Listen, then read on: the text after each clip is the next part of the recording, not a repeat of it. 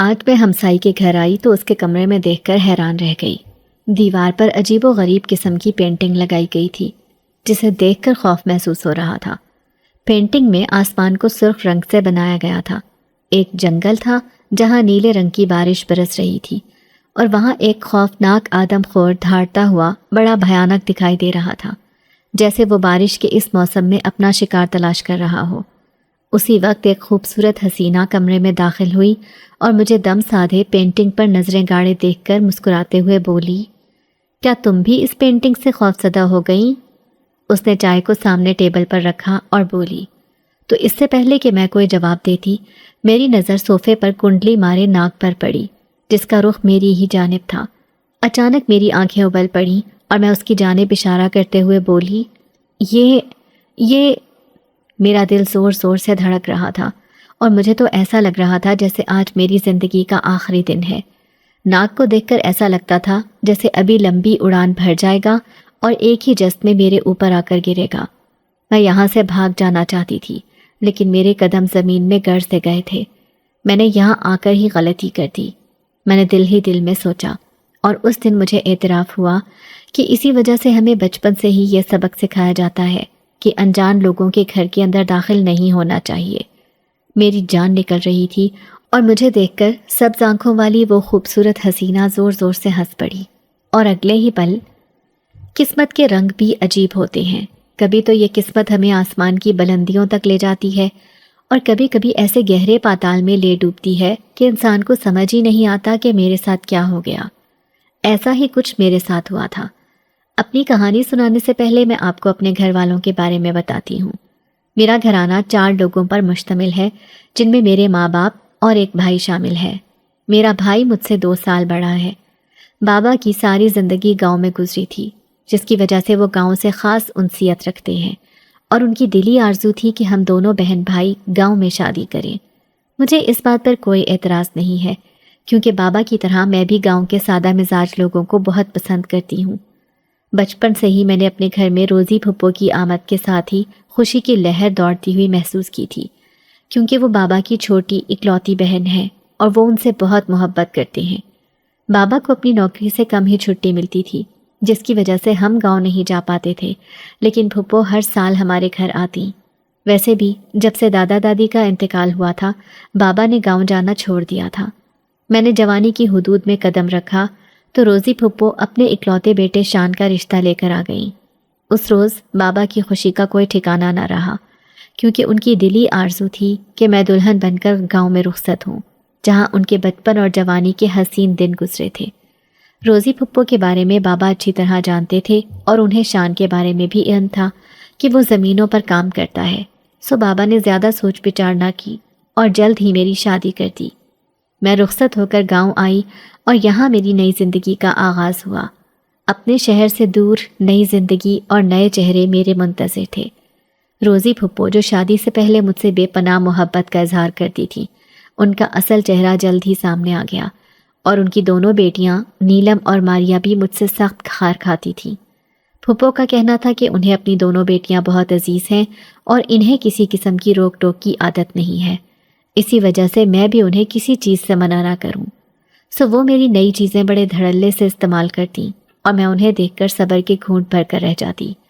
1-2 بار میں نے اپنے شوہر سے ان کی شکایت کی تو وہ ہنس کر کہنے لگے، تم بھی کتنی چھوٹی باتوں کو دل پر لے لیتی ہو پگلی، رشتے ناتے سامان سے زیادہ اہم تھوڑی ہوتے ہیں۔ سامان کا کیا ہے، آج ہے کل نہیں، جبکہ اگر دلوں میں میل آ جائے تو ساری عمر دل صاف نہیں ہوتے۔ میں یہ سن کر خاموش ہو جاتی، اور ویسے بھی ان سے شکوہ کرنے کا کوئی فائدہ نہ تھا، کیونکہ ان کا اپنی ماں بہنوں پر کوئی خاص زور نہ چلتا تھا، وہ مجھے ہی بہلا پھسلا کر خاموش کروا لیتے۔ یوں مجھے 2 سال تک صبر کے گھونٹ بھر کر گزارا کرنا پڑا۔ ماریا اور نیلم نے میرے جہیز کا سامان سارا تہس نہس کر دیا تھا۔ میں نے 1-2 بار بابا سے اس بات کا ذکر کرنا چاہا، لیکن بابا نے بھی مجھے یہ کہہ کر خاموش کروا دیا کہ نندوں کا کیا ہے، آج ہیں کل نہیں، تم چھوٹی چھوٹی باتوں پر دل تنگ مت کیا کرو، اور جس چیز کی بھی ضرورت ہو مجھے فون کر کے کہہ دیا کرو، میں تمہیں بھیج دوں گا۔ یہ بات سن کر میں شرمندہ ہو گئی اور آئندہ بابا سے بھی کوئی شکایت نہ کی۔ ایک روز میں صفائی کر رہی تھی جب دروازے پر دستک ہوئی۔ پھپھو مزے سے صوفے پر بیٹھی اپنا پسندیدہ ڈرامہ دیکھ رہی تھی۔ مجھ پر حکم صادر کر دیا کہ جا کر دروازہ کھولوں۔ میں نے دروازہ کھولا تو سامنے سبز آنکھوں والی ایک خوبصورت دلکش دوشیزہ کھڑی تھی۔ مجھے دیکھ کر اس کی آنکھیں مسکرا اٹھیں جیسے وہ مجھے پہلے سے جانتی ہو۔ وہ بولی، کل ہی برابر والے گھر میں شفٹ ہوئی ہوں، آج کھیر بنائی تو سوچا تمہارے گھر لے آؤں۔ اس نے کھیر کا پیالہ میری جانب بڑھایا تو میں نے حیرت سے کھیر کو دیکھا جو سرخ رنگ کی تھی۔ سرخ رنگ کی کھیر؟ میں نے حیرت سے اس کی جانب دیکھا تو وہ ہنس پڑی اور بولی، تمہیں سرخ رنگ نہیں پسند؟ دعا کرو کہ اس کا رنگ ہی بدل جائے۔ یہ کہہ کر اس نے چٹکی بجائی اور ہاتھ سے کھیر کی جانب اشارہ کیا۔ میں نے کھیر پر نگاہ ڈالی اور یہ دیکھ کر حیران رہ گئی کہ لمحے بھر میں کھیر سفید رنگ میں بدل چکی تھی، ساتھ ہی میرے چہرے کا رنگ بھی سفید ہو گیا۔ خوف کے مارے میرے رونگٹے کھڑے ہو گئے۔ کون ہے؟ ارے دروازے پر جم گئی ہے کیا؟ پیچھے سے پھپھو کی پاٹ دار آواز سنائی دی تو میں جلدی سے ہڑبڑا کر دروازے سے ہٹ گئی۔ کھیر دے کر گئی ہے نئی پڑوسن، میں نے خود کو نارمل کرتے ہوئے پھپھو کو کہا تو پھپھو نے کہا، خود ہی کھا لے، مجھے بھوک نہیں ہے۔ مجھے تو کھیر سے خوف محسوس ہو رہا تھا، سو میں نے کچن کے ایک کونے میں ڈھک کر رکھ دی اور اپنا ذہن بٹانے کے لیے جلدی جلدی کام کرنے لگی، کیونکہ میں نے کھانا تیار کر کے زمینوں پر بھی بیچنا تھا۔ مگر بار بار میرے ذہن میں اس عجیب و غریب کھیر کے خیالات آتے رہے۔ پھر میں نے سوچا کہ ہو سکتا ہے میں خواہ مخواہ ڈر رہی ہوں، اب اتنا جدید دور آ گیا ہے، ہو سکتا ہے کہ کوئی ایسا کھیر مسالہ ایجاد ہو گیا ہو جس سے 2 رنگ کی کھیر بن جاتی ہو۔ میں مختلف تعویلیں سوچ کر خود کو بہلانے لگی اور آخر کار اس بات کو بھولنے میں کامیاب ہو گئی۔ رات کو میں نے شان سے سرسری سا ذکر کیا کہ نئے پڑوسی آئے ہیں۔ وہ کہنے لگے، ہاں یہ لوگ بہت خوبصورت ہیں اور سب کی آنکھوں میں بہت گہری چمک ہے، میں تو کہتا ہوں ان سے دوستی کر لو، شاید اسی کا کوئی اثر پڑے اور ان کے بچوں کی طرح ہمارے بھی 2-4 خوبصورت بچے پیدا ہو جائیں۔ ان کی بات سن کر میں ہنس پڑی اور کہنے لگی، اگر آپ کی اماں جان نے مجھے کاموں سے فرصت ملنے دی تو ہو سکتا ہے کہ دوستی کرنے میں کامیاب ہو ہی جاؤں۔ اگلے دن ہی پھپھو کہنے لگی، اے ہما، کل پڑوسن کھیر دے کر گئی تھی، تو بھی آج کچھ بنا کر وہاں دے آ، اچھا نہیں لگتا کہ وہ تو کچھ دے کر چلی گئی اور ہم یوں کنجوسی کا مظاہرہ کریں۔ کھیر تو ساری بلی کھا گئی تھی، تجھ سے اتنا نہیں ہوا کہ اٹھا کر فریج میں رکھتے یا پھر رات کو کھانے میں دسترخوان پر رکھ دیتی؟ مگر تجھے اتنی عقل کہاں ہے؟ تو نے تو شہر میں بس ڈگریاں ہی لی ہیں، گھرداری تو ڈھنگ سے سیکھ ہی نہ سکی۔ پھپھو کی باتوں کا جواب دینا میں ضروری نہیں سمجھتی تھی، کیونکہ شروع کے دنوں میں اپنی صفائی بھی پیش کرتی تو پھپھو کہتی کہ زبان چلاتی ہے، بڑی ہی زبان دراز ہے۔ سو میں نے خاموش رہنے میں ہی عافیت جانی اور اس روز میں گاجر کا حلوہ بنا کر اس خوبصورت آنکھوں والی حسینہ کے دروازے پر چلی آئی۔ پہلی دستک پر ہی دروازہ اس انداز میں کھولا گیا جیسے کوئی اندر بیٹھ کر میری دستک کا انتظار کر رہا ہو۔ السلام علیکم، میرا نام ہما ہے، کل آپ ہمارے گھر آئی تھیں، سوچا آج میں آپ کی خدمت میں کچھ پیش کرتی ہوں۔ میں نے گاجر کے حلوے کا پیالہ خوبصورت حسینہ کے سامنے کیا تو وہ کہنے لگی، بہت شکریہ، میرا نام رواحہ ہے، آ جاؤ اندر، کچھ دیر بیٹھ کر باتیں کرتے ہیں۔ وہ میرا ہاتھ تھام کر نہایت محبت سے مجھے اپنے ساتھ کمرے میں لے آئی۔ مجھے کچھ غیر معمولی پن کا احساس ہو رہا تھا، مگر وہ اتنی پرخلوص تھی کہ میں کچھ کہہ نہ سکی اور نہ ہی اپنے اندر اس سے کوئی سوال کرنے کی ہمت پیدا کر سکی۔ کمرے میں کچھ تاریکی سی تھی جس کی وجہ سے ہر چیز کو بڑے غور سے دیکھنا پڑ رہا تھا۔ تم بیٹھو، میں چائے بنا کر لاتی ہوں۔ وہ مجھے صوفے پر بٹھا کر باہر چلی گئی۔ میں اسے منع کرنا چاہتی تھی لیکن چاہنے کے باوجود کچھ نہ کہہ سکی۔ میں بغور آس پاس کا جائزہ لینے لگی۔ دیوار پر عجیب و غریب قسم کی پینٹنگ لگائی گئی تھی جسے دیکھ کر خوف محسوس ہو رہا تھا۔ پینٹنگ میں آسمان کو سرخ رنگ سے بنایا گیا تھا۔ ایک جنگل تھا جہاں نیلے رنگ کی بارش برس رہی تھی اور وہاں ایک خوفناک آدم خور دھاڑ رہا تھا، جیسے وہ بارش کے اس موسم میں اپنا شکار تلاش کر رہا ہو۔ ایسی حیرت انگیز پینٹنگ دیکھ کر میرا تو دل ہی بند ہو گیا۔ اسی وقت وہ خوبصورت حسینہ کمرے میں داخل ہوئی اور مجھے دم سادھے پینٹنگ پر نظریں گاڑے دیکھ کر ہنستے ہوئے بولی، کیا تم بھی اس پینٹنگ سے خوفزدہ ہو گئیں؟ اس نے چائے کو سامنے ٹیبل پر رکھا اور بولی، تو اس سے پہلے کہ میں کوئی جواب دیتی میری نظر صوفے پر کنڈلی مارے ناک پر پڑی جس کا رخ میری ہی جانب تھا۔ اچانک میری آنکھیں ابل پڑیں اور میں اس کی جانب اشارہ کرتے ہوئے بولی، یہ میرا دل زور زور سے دھڑک رہا تھا اور مجھے تو ایسا لگ رہا تھا جیسے آج میری زندگی کا آخری دن ہے۔ ناگ کو دیکھ کر ایسا لگتا تھا جیسے ابھی لمبی اڑان بھر جائے گا اور ایک ہی جست میں میرے اوپر آ گرے گا۔ میں یہاں سے بھاگ جانا چاہتی تھی، لیکن میرے قدم زمین میں گڑ سے گئے تھے۔ میں نے یہاں آ کر ہی غلطی کر لی، میں نے دل ہی دل میں سوچا، اور اس دن مجھے یہ اعتراف ہوا کہ اسی وجہ سے ہمیں بچپن سے ہی یہ سبق سکھایا جاتا ہے کہ انجان لوگوں کے گھر کے اندر داخل نہیں ہونا چاہیے۔ میری جان نکل رہی تھی اور مجھے دیکھ کر سبز آنکھوں والی وہ خوبصورت حسینہ زور زور سے ہنس پڑی۔ اگلے ہی پل بولی، تم بھی نا بہت ڈرپوک ہو۔ یہ کہہ کر اس نے ناگ کو ایسے اٹھا لیا جیسے وہ کوئی عام سی چیز ہو۔ حیرت کی بات یہ تھی کہ ناگ نے نہ تو حرکت کی اور نہ ہی اسے کوئی نقصان پہنچایا۔ وہ ہنستے ہوئے بولی، یہ خاص قسم کا کشن ہے جو میرے شوہر نے مجھے تحفے میں دیا تھا۔ یہ سنتے ہی مجھے خود پر بہت غصہ آیا اور میں نے سکون کا سانس لیا۔ اوہ اچھا، دیکھنے سے بالکل اصلی ناگ ظاہر ہوتا ہے، اس وجہ سے میں ڈر گئی۔ میں نے اپنی صفائی پیش کی تو وہ کہنے لگی، کوئی بات نہیں، ہو جاتا ہے۔ کچھ دیر بعد میں خدا حافظ کہہ کر اپنے گھر آ گئی، لیکن پوری رات خوف کی وجہ سے سو نہیں سکی تھی۔ بار بار آنکھوں میں پراسرار سی پینٹنگ گھوم رہی تھی۔ اس رات شان گھر نہیں آئے تھے، ان کے ایک دوست کی طبیعت خراب تھی جس کی وجہ سے وہ اس کی عیادت کے لیے شہر گئے ہوئے تھے، مگر میں اس بات سے بالکل بے خبر تھی کہ آنے والی صبح میری زندگی کی سب سے بھیانک صبح ہونے والی ہے۔ گاؤں کے ایک لڑکے نے دروازہ پیٹا اور کہنے لگا، شان بھائی کو ایمبولینس میں لے کر آ رہے ہیں، ان کا ایکسیڈنٹ ہو گیا تھا، جان نہیں بچ سکی۔ یہ سنتے ہی میرے قدموں تلے زمین سرک گئی اور پھپھو کا بھی برا حال ہو گیا۔ نیلم اور ماریا اپنی کسی سہیلی کے گھر گئی ہوئی تھی، گھر پر ان کا کم ہی دل لگتا تھا۔ دیکھتے ہی دیکھتے ہنستا بستا گھر ماتم کدا بن گیا۔ رات کو ہسپتال سے واپسی پر شان کا ایکسیڈنٹ ہو گیا تھا اور وہ موقع پر ہی جاں بحق ہو گئے۔ یوں جوانی میں ہی میں نے بیوگی کی چادر اوڑھ لی۔ شہر سے ماما اور بابا آئے تو پھپھو نے رو دھو کر مجھے اپنے پاس ہی روک لیا۔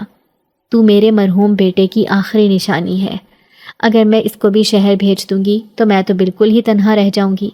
ماریا اور نیلم کا کیا ہے، آج ہیں تو کل پرائے گھر چلی جائیں گی۔ میں جو شدت سے چاہ رہی تھی کہ اپنے گھر چلی جاؤں، دل محسوس کر رہ گئی۔ بابا نے مجھے سمجھاتے ہوئے کہا، ہما بیٹی فکر مت کرو، روزی جلد ہی بہل جائے گی تو میں تمہیں یہاں سے لے کر چلا جاؤں گا۔ دراصل ابھی اس نے اپنا جوان بیٹا کھویا ہے، اس کا دل دکھا ہوا ہے اور تمہارے جانے کے بعد وہ خود کو مزید تنہا محسوس کرے گی۔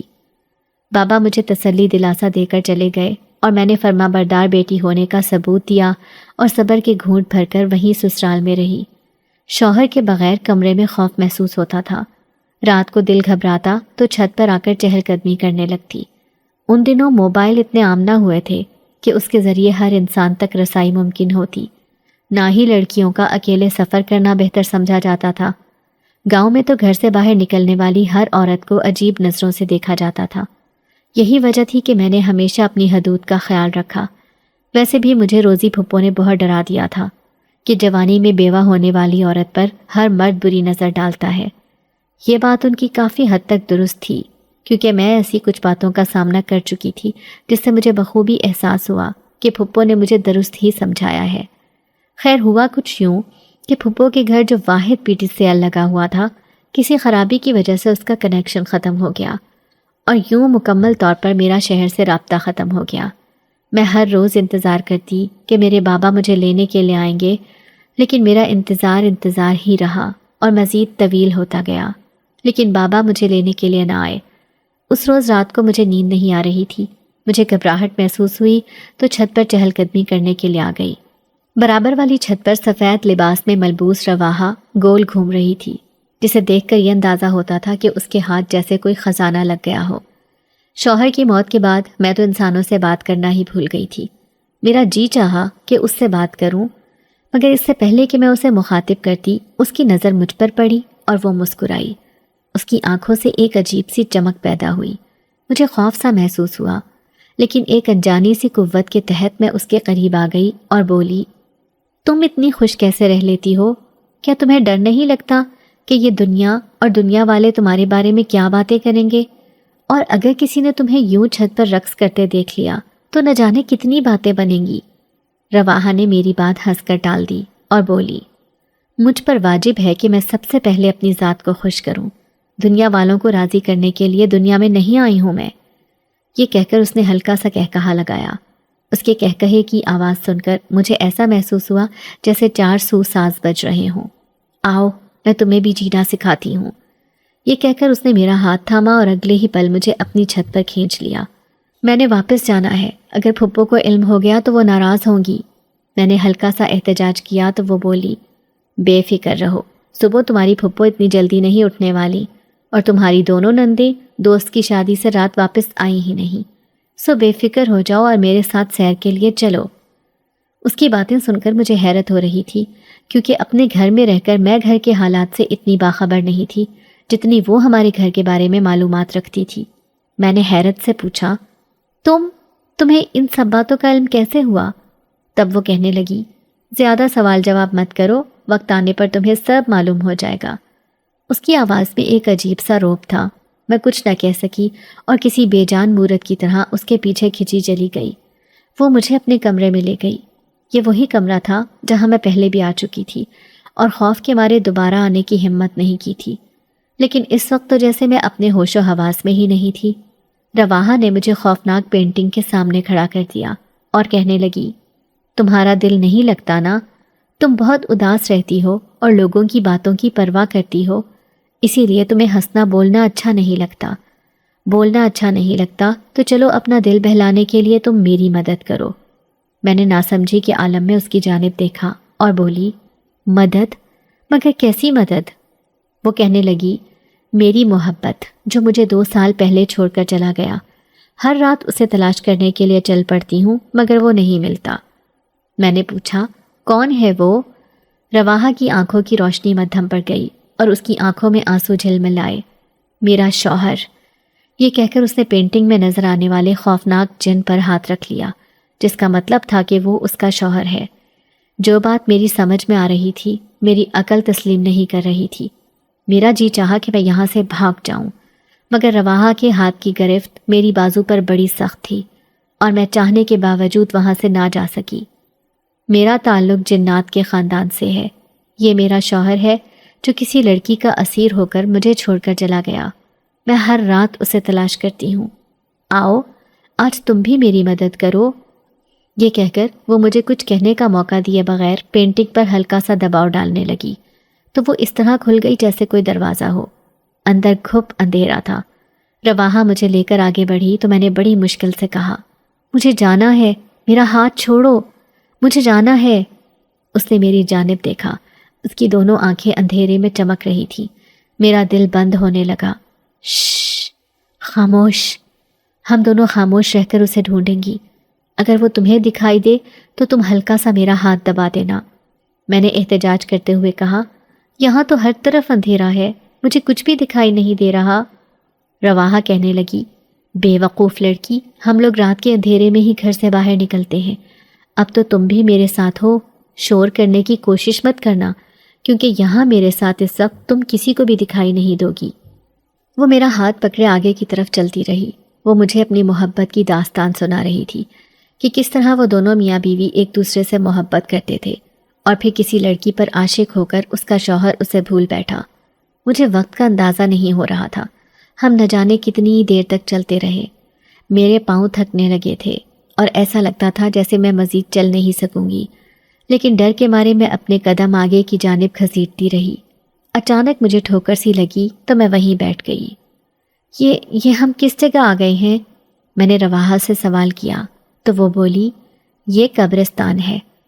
قبرستان کا نام سن کر مجھے ایسا لگا جیسے اس وقت میری جان کو خطرہ ہے. میں منت آمیز انداز میں بولی, خدا کے لیے میرا پیچھا چھوڑ دو. میری تم سے کوئی دشمنی نہیں ہے, اس لیے مجھے میرے گھر پر چھوڑ کر آؤ. رواحہ نے کہا, کیا فاتحہ نہیں پڑھو گی؟ اس وقت مجھے کچھ سمجھ نہیں آ رہا تھا. غصے کے مارے میرا برا حال تھا. میں نے کہا, معاف کرو مجھے, میں بھلا یہاں کیوں فاتحہ پڑھوں؟ کیا یہاں میرے رشتہ دار دفن ہیں؟ رواحہ نے جو الفاظ کہے وہ میری جان نکال دینے کے لیے کافی تھے.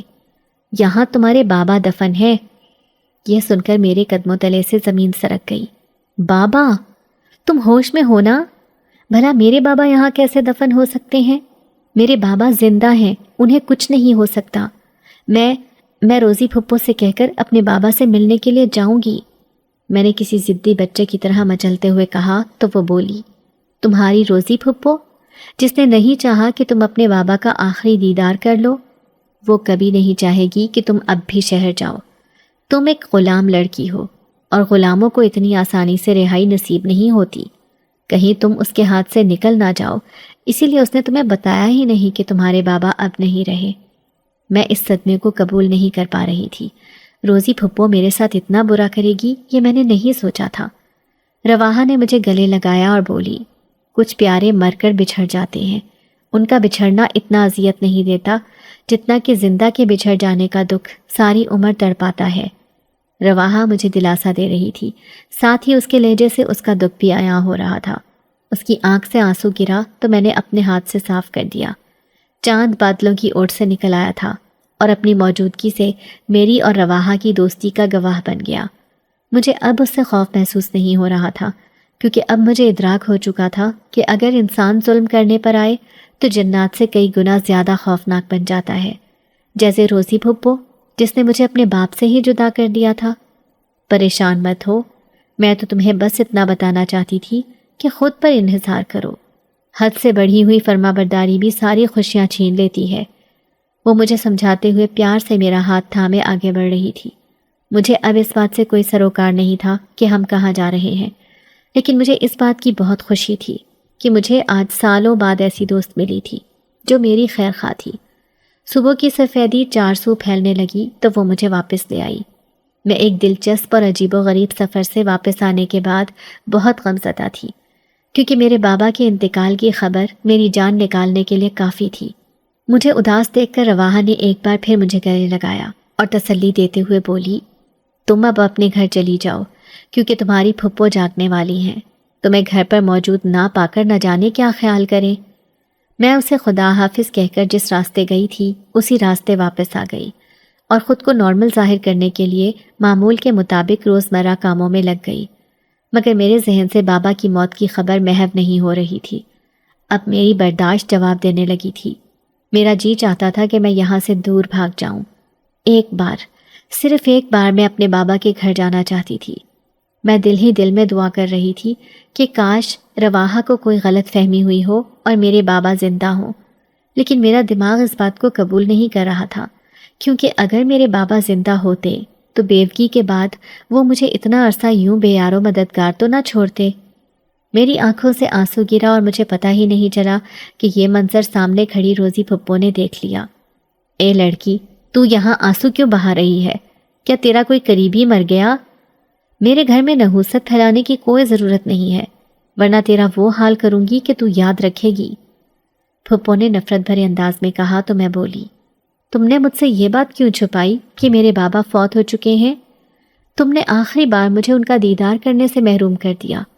تم سمجھتی ہو کہ مجھے حقیقت معلوم نہیں ہو سکتی، لیکن مجھے پتہ چل گیا ہے، اور اب میں گاؤں میں موجود ایک ایک شخص کو پکڑ پکڑ کر تمہاری حقیقت بتاؤں گی کہ تم کیسی عورت ہو۔ جب بات اپنی عزت پر آئی تو روزی پھپھو کا چہرہ دیکھنے والا ہو گیا۔ وہ آنکھیں پھاڑے مجھے دیکھ رہی تھی اور بولی، تمہیں یہ سب کس نے بتایا؟ کیا گھر کے دیر و دیوار سے تمہیں یہ خبر پتہ چلی ہے؟ کیا تم نے اس گھر سے باہر قدم نکالا ہے؟ کیا تمہیں نہیں معلوم کہ بیوہ عورت گھر کے اندر رہتی ہے اور گھر سے باہر نکلنا اس کے لیے سخت خطرے کا باعث ہوتا ہے؟ میں جو ان کی چال بازی سے اب اچھی طرح واقف ہو چکی تھی، میں نے کہا، اب میں ان باتوں میں آنے والی نہیں ہوں، کیونکہ مجھے اچھی طرح معلوم ہو گیا ہے کہ تم مجھے صرف اپنا غلام بنا کر رکھنا چاہتی ہو۔ میری بات سن کر انہوں نے ایک نئی چال چلنے کی کوشش کی۔ وہ بڑے دلار سے میرے قریب آئی اور بولی، میری پیاری بچی، میں تجھ سے بہت محبت کرتی ہوں اور میں نہیں چاہتی کہ تو مجھ سے دور جائے، بس اسی لیے میں کبھی تجھے کہیں لے کر نہیں گئی اور نہ ہی تجھے تیرے گھر جانے دیا، ورنہ اگر مجھے تجھ سے کوئی سروکار نہ ہو تو میں تجھ پر کیوں اتنی پابندی لگاؤں؟ تو میرے بیٹے کی بیوہ ہے، اس کی آخری نشانی ہے، اسی وجہ سے میں تجھے ہمیشہ اپنے پاس رکھوں گی۔ میں نے غصے سے کہا، ساری پابندی صرف میرے لیے ہے اور تمہاری اپنی بیٹیاں آزاد پنچھی کی طرح سارے جہان میں اڑتی پھریں، ان کی تمہیں کوئی فکر نہیں؟ ہاں، بس مجھ سے محبت ہے، ان سے تمہیں کوئی محبت نہیں۔ پھپھو سمجھ چکی تھی کہ اب مجھے حقیقت صاف نظر آنے لگی ہے۔ وہ مجھے گلے لگانے کی کوشش کرنے لگی مگر میں نے اسے دور کر دیا۔ وہ بولی، نہیں نہیں، ایسی بات نہیں ہے، بلکہ میں تو اس وجہ سے تمہیں دنیا سے دور رکھتی ہوں کیونکہ میں نے پہلے ہی کہا کہ ایک بیوہ عورت کی زندگی بڑی مشکل ہے۔ آگے بھی نہ جانے وہ کیا کچھ کہہ رہی تھی، لیکن میں اس چال باز عورت کی ساری چال بازیاں جان چکی تھی، سو بغیر کوئی بات سنے میں اپنے کمرے میں آ گئی۔ میں اپنے گھر واپس جانا چاہتی تھی، سو میں نے جلدی جلدی اپنے ضروری کپڑے بیگ میں رکھنا شروع کیے۔ میں بہت خوش تھی کیونکہ آج یہاں پر میرا آخری دن تھا، مگر جانے سے پہلے میں اپنی دوست سے ملنا چاہتی تھی۔ میرا ارادہ تھا کہ میں اگلے دن صبح ہی گھر سے نکل جاؤں، سو اسی لیے رات کو جلدی سونے کے لیے لیٹ گئی، لیکن مجھے نیند نہ آئی تو میں بستر سے نیچے اتری اور اپنے کمرے سے باہر نکلی۔ روزی پھپھو کے کمرے سے آوازیں آ رہی تھی۔ میں قریب گئی تو وہ اپنی بیٹیوں سے مخاطب تھی۔ اے نیلم، اے ماریا، تم لوگوں کی باتوں میں آ کر میں نے اپنی دنیا اور آخرت برباد کر لی۔ نہ صرف اپنے بھائی سے رشتہ ختم کر لیا بلکہ ہما کی زندگی بھی خراب کر دی۔ ایک بیٹی کو اس کے باپ سے جدا کرنے کی سزا نہ جانے مجھے کیا ملے گی۔ میرا تو سوچ سوچ کر ہی دل بیٹھا جا رہا ہے۔ کاش میں تم لوگوں کی باتوں میں نہ آتی اور پہلے ہی مجھے عقل ہو جاتی۔ کل ہما کی آنکھوں میں میرے لیے اتنی لا تعلقی اور نفرت تھی کہ میں تو اس کی ایک نگاہ سے ہی جل کر خاک ہو گئی ہوں۔ پھپھو کی آواز میں ندامت واضح تھی، لیکن میرے دل میں اب ان کے لیے کسی قسم کا ہمدردی کا کوئی جذبہ نہیں تھا، کیونکہ میں بھی انسان تھی، کوئی فرشتہ نہیں تھی کہ لمحے بھر میں ہر زیادتی معاف کر دیتی۔ بس کر دیں امی، ہم اس سے تھوڑی بہت جلن تو رکھتے تھے، لیکن ہم نے کبھی آپ کو مجبور نہیں کیا کہ اس کو یوں نوکرانی بنا کر گھر میں رکھیں۔ آپ کو خود عقل کے ناخن لینے چاہیے تھے، اور اب اپنی غلطی کا احساس ہوا تو سارا ملبہ ہم پر گرا رہی ہیں۔ اگر اتنی ہی محبت تھی اپنے بیٹے کی بیوہ سے تو اس کو سینے سے لگا کر رکھتی نا۔ ہم دونوں نے آپ کو منع تو نہیں کیا تھا۔ ہاں، ہمیں تو وہ اب بھی پسند نہیں ہے، کیونکہ اس کے منحوس قدموں کی بدولت ہی ہمارا بھائی بھری جوانی میں دنیا سے چلا گیا۔ ماریا نے بڑی بدتمیزی سے کہا تو نہ جانے پھپھو کیا کہنے لگی۔ میں چھت پر چلی آئی۔ پھپھو کو میں مزید کچھ نہیں کہنا چاہتی تھی۔ ان کے لیے اتنی سزا کافی تھی کہ جن بیٹیوں کی محبت میں مجبور ہو کر انہوں نے میرے ساتھ برا سلوک کیا تھا، وہ بیٹیاں ان سے نفرت کرتی تھی۔ میں چاند کی روشنی میں چھت پر چہل قدمی کر رہی تھی جب مجھے اپنے آس پاس دھواں سا محسوس ہوا۔ عجیب سی مہک چار سو پھیل گئی۔ مجھے خوف سا محسوس ہوا۔ چلی جاؤ گی؟ اچانک رواحہ نمودار ہوئی۔ اس کی آنکھوں سے اشک بہہ رہے تھے۔ اس نے دکھی نظروں سے مجھے دیکھتے ہوئے کہا تو میں نے سر جھکا کر کہا، جہاں انسان کی عزت نہ ہو وہاں رہنے کا کوئی فائدہ نہیں۔ یہاں تو پھر میرے حقوق کی پامالی کی گئی تھی، مجھے اپنے خونی رشتوں سے دور رکھا گیا۔ وہ نم آنکھوں کے ساتھ مسکرائی اور بولی، ہاں تم بالکل ٹھیک کہہ رہی ہو، تمہیں ایسا ہی کرنا چاہیے، مگر تمہارے بغیر میرا دل نہیں لگے گا۔ وہ آ گیا ہے۔ ہر رات جس کا انتظار کرتی تھی، کل رات وہ ہمیشہ کے لیے واپس آ گیا، مگر میں نے ساتھ ہی اپنی ایک دوست کو کھو دیا۔ اب جاؤ گی تو تم پھر کبھی واپس نہیں آؤ گی۔ اس کی بات سن کر میرے لب مسکرا اٹھے اور میں بولی، یہ تو بڑی خوشی کی بات ہے کہ تمہارا شوہر واپس آ گیا ہے، جس کے لیے تم اتنی پریشان تھی۔ اب تمہیں چاہیے کہ تم ہنسی خوشی اپنے شوہر کے ساتھ زندگی گزارو، نہ کہ میرے لیے پریشان ہو۔ رواحہ بولی، شاید تم جنات کی دوستی اور ان کی وابستگی سے اچھی طرح واقف نہیں ہوئی ہو۔ ہر ایک سے دوستی کرنا ہمارے لیے ممکن نہیں ہوتا، اور جب دوستی کر لیں تو دوستی کا رشتہ توڑنا آسان نہیں ہوتا۔ میں اس کا دل بہلانے کے لیے ہنستے ہوئے بولی، ٹھیک ہے، پھر مجھے اپنی سوتن بنا لو۔ وہ ناقابل یقین نظروں سے مجھے دیکھنے لگی اور پھر آنسو صاف کرتے ہوئے بولی، یہ بات تم پہلے کہہ دیتی تو شاید میں اب تک غمزدہ نہ رہتی۔ میں نے حیرت سے اس کی طرف دیکھا اور بولی، کیا تم اس بات کو جو میں نے محض مذاق میں کہی ہے حقیقت سمجھ رہی ہو؟ اس نے سر ہلایا اور بولی، ہاں، میں تمہیں اپنی سوتن بنانے کے لیے تیار ہوں، بس تم شادی کی تیاری کرو۔ میں نے کہا، دیکھو رواحہ، میرا ایسا کوئی ارادہ نہیں ہے، کیونکہ میں چاہتی ہوں کہ میری دوست ہنسی خوشی زندگی گزارے۔ تم نے اپنی زندگی میں بہت دکھ دیکھے ہیں۔ میں صبح ہوتے ہی واپس اپنے بابا کے گھر جا رہی ہوں، جہاں میرا بھائی ہے، میری امی ہے۔ میں ان سے ملنے کے لیے بہت بے قرار ہوں۔ رواحہ نے میری کلائی زور سے پکڑی اور بولی، ایسی غلطی کبھی مت کرنا ورنہ ساری عمر پچھتاؤ گی۔ میں ناسمجھی کے عالم میں اس کی طرف دیکھنے لگی اور بولی، تم بھی عجیب باتیں کرتی ہو، بھلا اپنوں سے ملنے میں پچھتاوا کیسا؟ میرے دل کا حال پوچھو تو میں ان کو ایک نظر دیکھنے کے لیے تڑپ رہی ہوں۔ میں تو اس وقت کا بڑی بے چینی سے انتظار کر رہی ہوں جب میری ماں مجھے گلے لگائے گی اور میرا بھائی سالوں بعد مجھے پیار بھری نظر سے دیکھے گا۔ میں تو اس محبت کے لیے ترس گئی۔ رواحہ نے مجھے دونوں بازوؤں سے پکڑا اور جیسے جھنجھوڑتے ہوئے بولی، خوش فہمی کی دنیا سے واپس لوٹ آؤ۔ ضروری نہیں کہ جن کی محبت میں تم تڑپ رہی ہو وہ بھی تمہیں یاد کر رہے ہوں۔ میں نے ہنستے ہوئے کہا، بدگمانی بری بات ہے، ایسا کبھی نہیں ہو سکتا کہ وہ اپنی لاڈلی بہن اور بیٹی کو رسوا کریں اور مجھ سے منہ موڑیں۔ یہ کہہ کر میں نے اسے الوداع کرنا چاہا تو وہ بولی، زندگی کے کسی مقام پر خود کو تنہا محسوس کرو تو چلی آنا، میں تمہیں سوتن بنانے کے لیے تیار ہوں۔ میرے گھر کے دروازے ہمیشہ کے لیے تمہارے لیے کھلے رہیں گے۔ بے شک وہ میری ہمراز اور دوست تھی، لیکن اس کے ساتھ ساری عمر گزارنے کا میں سوچ بھی نہیں سکتی تھی، سو میں نے خدا حافظ کہا اور ہمیشہ کے لیے اسے الوداع کہہ دیا۔ میں یہ بات بہت اچھی طرح جانتی تھی کہ جنات کے لیے مشکل نہیں ہوتا کہ وہ ہمارے پیچھے کسی بھی جگہ آ سکیں، مگر میں اب مزید رواحہ سے کوئی تعلق نہیں رکھنا چاہتی تھی۔ میں ایک نارمل زندگی گزارنا چاہتی تھی۔ دن کی روشنی پھیلنے سے پہلے ہی میں اپنا بیگ اٹھا کر گھر سے باہر نکل آئی۔ اس وقت سب لوگ اپنے گھروں سے نہیں نکلے تھے۔ میں آہستگی سے چلتی ہوئی شہر کی جانب جانے والی سڑک پر آئی اور سواری کا انتظار کرنے لگی۔ یہاں سے ایک بس گزرتی تھی جو شہر کی جانب سفر کرتی تھی۔ کچھ دیر بعد ہی بس آتی دکھائی دی تو میں اس میں سوار ہو گئی۔ کئی اسٹیشن پر رکنے کے بعد بس میرے شہر کے اسٹیشن پر آ کر رکی تو میں بڑے پرجوش انداز میں نیچے اتری اور دوڑتے ہوئے اپنے گھر کی طرف جانے والے راستے پر چل پڑی تھی۔ پورے سفر میں نے کچھ نہیں کھایا تھا، بھوک سے میرا برا حال تھا، لیکن میں کہیں رک کر کچھ کھانا نہیں چاہتی تھی کیونکہ مجھے گھر پہنچنے کی جلدی تھی، اور آج تو جیسے میں نے قسم کھا لی تھی کہ اماں کے ہاتھ کا بنا ہوا کھانا ہی کھاؤں گی۔ سفر خاصا طویل تھا، یہی وجہ تھی کہ جب میں گھر کے سامنے پہنچی تو شام ہو چکی تھی۔ میں نے کانپتے ہاتھوں کے ساتھ آج 5 سال بعد اپنے گھر کا دروازہ بجایا تو کچھ دیر بعد ہی میرے بھائی نے دروازہ کھولا، مجھے سامنے دیکھ کر بولا، ساری دنیا کی خاک چھان کر اب یہاں واپس کیوں آئی ہو؟ اپنے بھائی کا بدلا ہوا رویہ دیکھ کر میں نے پوچھا، میں روزی پھپھو کے ظلم و ستم سے جان بچا کر یہاں آئی ہوں، آپ کو ضرور میرے بارے میں کوئی غلط فہمی ہوئی ہے۔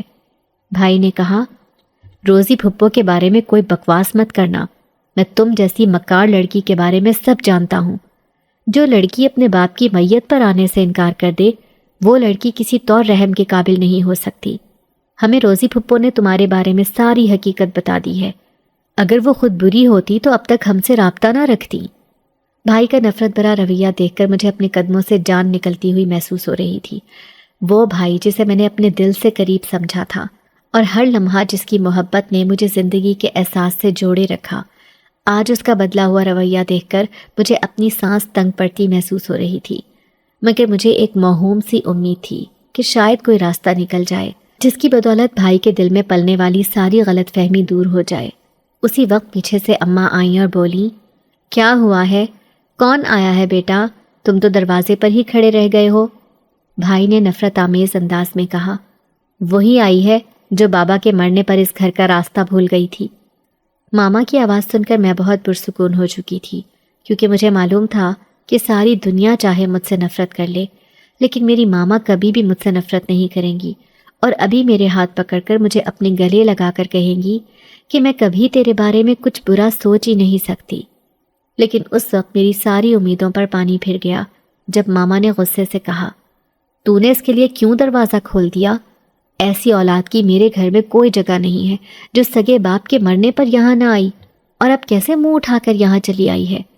اے لڑکی، تجھ سے ہم کئی سال پہلے ہر رشتہ ختم کر چکے ہیں، اب تیرا اس گھر سے کوئی واسطہ نہیں۔ میں ان کی کوئی غلط فہمی دور نہیں کرنا چاہتی تھی کیونکہ صفائی غیروں کے سامنے پیش کی جاتی ہے، سو میں نے انہیں نہیں بتایا کہ بابا کی موت کی مجھے اطلاع دی ہی نہیں گئی تھی۔ روزی پھپھو کی مکاری، میری زندگی سے چین سکون، اپنوں کی محبت، سب کچھ نگل گئی۔ میں بے بس سی واپس پلٹ گئی۔ کندھے پر پڑا بیگ جس میں چند جوڑے تھے، اس میں اب اپنوں کی نفرت کا بوجھ بھی شامل ہو گیا تھا۔ میں منو وزن اٹھائے گلی سے مڑنے لگی تو مجھے اپنی ایک بچپن کی سہیلی نے آواز دی جو اپنے گھر کے دروازے پر کھڑی ہوئی تھی۔ اس نے مجھے اندر بلایا اور بہت عزت سے بٹھایا۔ میں نے اسے اپنی ساری کہانی سنا دی، جسے سن کر اس نے مجھ سے ہمدردی کا اظہار کیا، لیکن ظاہر ہے میں وہاں ہمیشہ تو نہیں رہ سکتی تھی، اور اس نے لاکھ چاہا کہ میں ایک رات اس کے گھر رک جاؤں، لیکن میں نے دل ہی دل میں جو فیصلہ کیا تھا میں اس پر عمل کرنا چاہتی تھی، سو میں نے اس کا شکریہ ادا کیا اور میں وہاں سے نکل گئی۔ 2 سال ایسے پلک جھپکتے گزرے کہ پتہ ہی نہ چلا۔ ٹھیک ہی کہا جاتا ہے کہ کبھی کبھار مذاق میں نکلے ہوئے الفاظ حقیقت کا روپ دھار لیتے ہیں۔ میں نے اپنی جنزادی دوست سے محض مذاق میں کہا تھا کہ مجھے اپنی سوتن بنا لو، لیکن کبھی نہیں سوچا تھا کہ یہ سب حقیقت میں ہو جائے گا۔ میں اس وقت خیالوں میں گم بیٹھی ہوئی تھی جب رواحہ اچانک کمرے میں آئی اور غصہ کرتے ہوئے بولی، ہما، میں تمہاری لاپرواہیوں سے تنگ آ گئی ہوں۔ آج ہمارے بیٹے کی سالگرہ ہے اور تم یہاں بیٹھ کر نہ جانے کن خیالوں میں گم ہو۔ جلدی سے تیار ہو کر باہر آ جاؤ، سب مہمان انتظار کر رہے ہیں۔ اس کی پیار بھری ڈانٹ سن کر میں تیار ہونے چل دی۔ تیار ہو کر باہر خالی میدان میں آئی تو آگ کا بڑا سا الاؤ روشن تھا اور اس میں آس پاس جنات کے بچے کھیل رہے تھے، جس میں رواحہ کے بچے بھی شامل تھے، جو مجھے بھی اپنی ماں کا درجہ دیتے تھے، اور رواحہ نے بھی کبھی مجھے احساس نہ ہونے دیا کہ میں ان کی سوتیلی ماں ہوں۔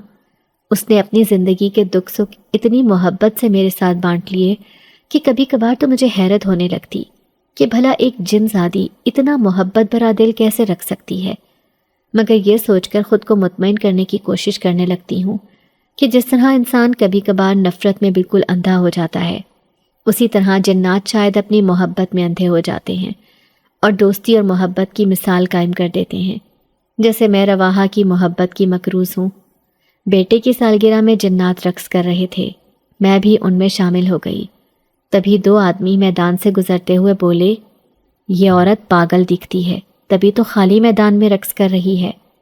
ایک شخص نے دوسرے شخص کے کان میں سرگوشی کی تو دوسرا شخص کہنے لگا، چپ ہو جاؤ، سنا ہے اس عورت پر جنات عاشق ہیں، کہیں آتی جاتی نظر نہیں آتی، مگر اس کے گھر میں ضرورت کی ہر چیز نظر آتی ہے، اور آس پاس کے لوگ تو کہتے ہیں کہ کبھی کبھار رات کے وقت یہ کسی سے باتیں کر رہی ہوتی ہے، ہر وقت بڑی خوش رہتی ہے۔ وہ دونوں آدمی ڈرتے ہوئے باتیں کرتے ہوئے وہاں سے تیزی سے گزر گئے، کیونکہ لوگ اس طرف آنے سے خوف کھاتے ہیں۔ میرے بارے میں کئی کہانیاں مشہور ہیں، اور کئی لوگ تو اپنی من گھڑت کہانیاں بنا کر ادھر ادھر پیش کرتے ہیں، لیکن مجھے کسی کی پرواہ نہیں ہے۔ میں اپنی پرسکون زندگی میں خوش ہوں۔ جنگل کے قریب دور سے نظر آنے والا کھنڈر نما گھر جو دور سے ہی آسیب زدہ دکھائی دیتا ہے، میں یہاں بڑی خوشباش زندگی گزار رہی ہوں۔ جس رات میری ماں اور بھائی نے مجھے گھر آنے سے منع کر دیا تھا، میں نے اسی وقت فیصلہ کر لیا تھا کہ ایک جن زادی کی محبت کو دل سے قبول کر لوں گی، مگر اب مجھے کبھی کبھار ایسا لگتا تھا جیسے میں نے اس کے حق پر ڈاکہ ڈال لیا ہے۔ میرا شوہر مجھ سے بہت محبت کرتا تھا، دلاور دیکھنے میں بے حد بھیانک روپ رکھتا تھا، لیکن اس کا دل بے حد نرم ہے۔ وہ ایک چاندنی رات تھی، میں اور دلاور پہاڑ پر سیر کر رہے تھے۔ آس پاس کے لوگ مجھے دور سے دیکھ کر پاگل سمجھتے تھے اور میرے قریب آنے سے ڈرتے تھے، مگر مجھے کسی کی پرواہ نہیں تھی۔ ہم دونوں چلتے ہوئے دور آ نکلے۔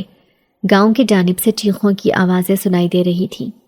لگتا ہے کوئی مصیبت میں گرفتار ہے، ہمیں جا کر اس کی مدد کرنی چاہیے۔ میں نے دلاور سے کہا تو وہ کہنے لگے، انسانوں کی آبادی میں مکافات عمل ہو رہا ہے، میں تمہارا وہاں جانا ضروری نہیں سمجھتا۔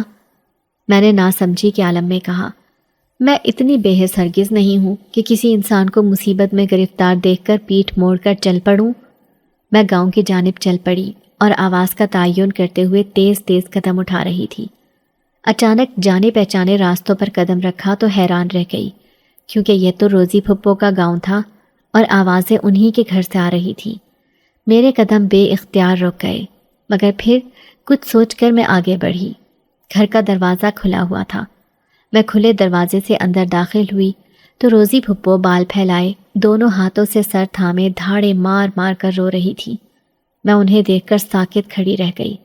جس عورت کی وجہ سے میری ساری زندگی تباہ ہو گئی تھی، وہ اب دوسروں کے رحم و کرم پر تھی، اور افسوس کی بات یہ تھی کہ اس کی خدمت کرنے والا یہاں کوئی موجود نہ تھا۔